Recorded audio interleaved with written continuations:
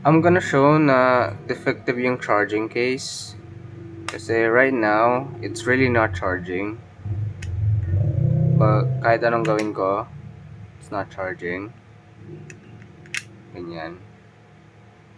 It should be flashing a red light continuously. Pero when I lift this thing up a bit,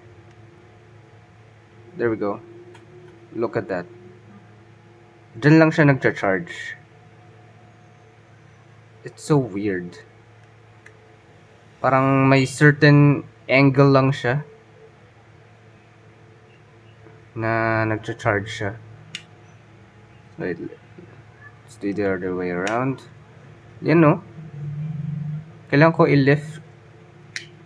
Pag hindi siya naka-lift, hindi siya magcha-charge. What is that? Come on, idol. Look what I did. Itong bandage solution ko. Fold a piece of tissue. No, rip mo muna yung tissue. As you can see. And then fold it into... How many folds did I do?